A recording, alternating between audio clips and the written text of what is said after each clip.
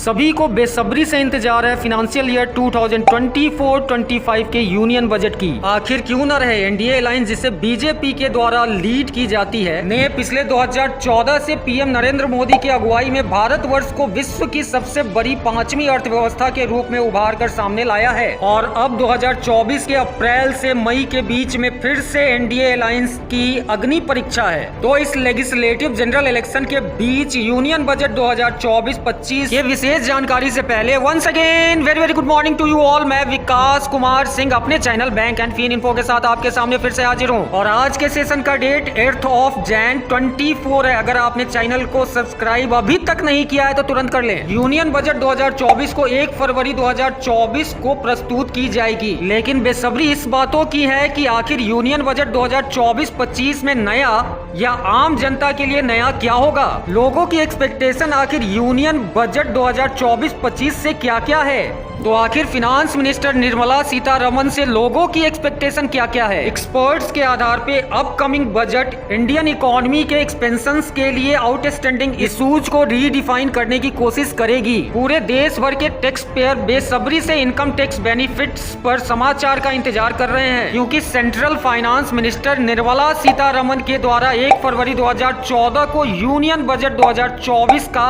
अनावरण करने की तैयारी कर रही है। इस वजह से इम्पोर्टेंट टैक्स बेनिफिट्स की घोषणाओं को 2024 के लोकसभा चुनाव के बाद तक स्थगित करने की उम्मीद है। सीधे शब्दों में कहा जाए तो बजट 2023 में इनकम टैक्स बेनिफिट्स को पूरी तरह बदला जा चुका है। तो बजट 2023 में इनकम टैक्स बेनिफिट पे नजर डालने की कोशिश करते हैं। यूनियन बजट 2023 के अनाउंसमेंट के आधार पे न्यू टैक्स रिजीम कुछ इस प्रकार से है। Annual taxable income up to 3 lakh 0%, annual taxable income 3 lakh से 6 लाख तक 5%, एनुअल टैक्सेबल इनकम 6 लाख से 9 लाख तक 10%, एनुअल टैक्सेबल इनकम 9 लाख से 12 लाख तक 15%, एनुअल टैक्सेबल इनकम 12 लाख से 15 लाख तक 20%, एनुअल टैक्सेबल इनकम 15 लाख से अधिक पे 30% होगी। यूनियन बजट 2023 से पहले 2.5 लाख तक 0%, 2.5 लाख से 5 लाख पर 5%, 5 लाख से 10 लाख पे 20%, 10 लाख से अधिक पे 30% थी। अर्थशास्त्रियों के एक्सपेक्टेशन के आधार पे union budget 2024 growing health care cost को देखते हुए 80D डिडक्शन की लिमिट मेडिकल इंश्योरेंस प्रीमियम में बढ़ा सकती है, जो इंडिविजुअल को 25,000 से 50,000 और सीनियर सिटीजन के लिए 50,000 से 75,000 हो सकती है।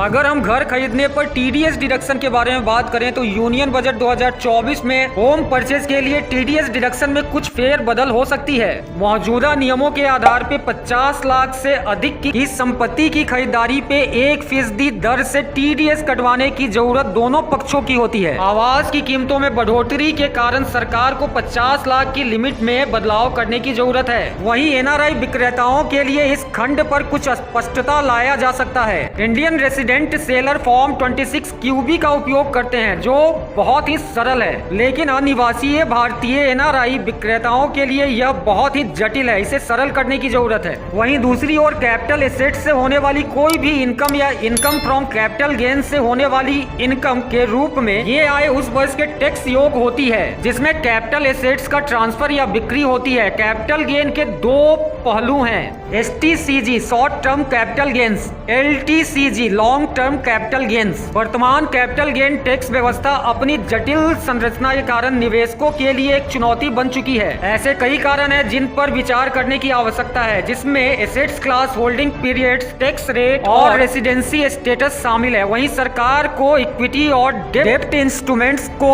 वर्गीकरण को सुनिश्चित करना चाहिए। आगे जो निर्मला सीतारमण के द्वारा चेंज करने की कोशिश की जाएगी वो goods and service tax GST है। यूनियन बजट 2024 का ध्यान GST कानून के बजाय कस्टम लॉ सीमा शुल्क कानून अनुपालन को सुव्यवस्थित करने केंद्रित होने का अनुमान है, जिससे मुख्य रूप से GST परिषद की बैठक में संबोधित किया जाता है। जबकि केंद्रीय GST अधिनियम में हाल ही में पारित कुछ GST नियमों के अनुरूप संशोधन हो सकता है। बजट 2024 की अपेक्षाओं में महत्वपूर्ण पहलू शामिल हैं। Revised annual GST return form एक अन्य अपेक्षा में एक revised annual GST return form पेश करना शामिल है, जो टैक्स पेयर को GSTR-9 फॉर्म में त्रुटियों को सुधारने की अनुमति देता है, विशेष रूप से B2B लेन-देन के लिए। इस उपाय का उद्देश्य मूल रूप से दाखिल रिटर्न में त्रुटियों के कारण टैक्स ऑफिसर द्वारा आवश्यक जांच को रोकना है। वहीं दूसरी ओर ऐसे विक्रेताओं को नियमों का पालन नहीं करने पे रिवर्स चार्ज पर GST का भुगतान करना पड़ सकता है। जो खरीदार 100 करोड़ रुपए से या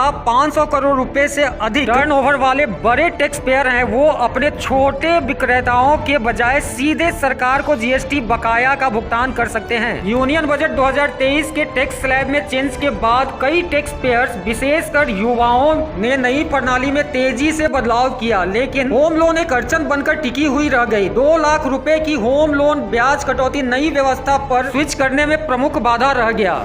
इसमें भी फिनांस मिनिस्टर के द्वारा फेरबदल की जरूरत है। सेवा की समाप्ति होती है। सब्सक्राइब करें। Thank you. थैंक्स।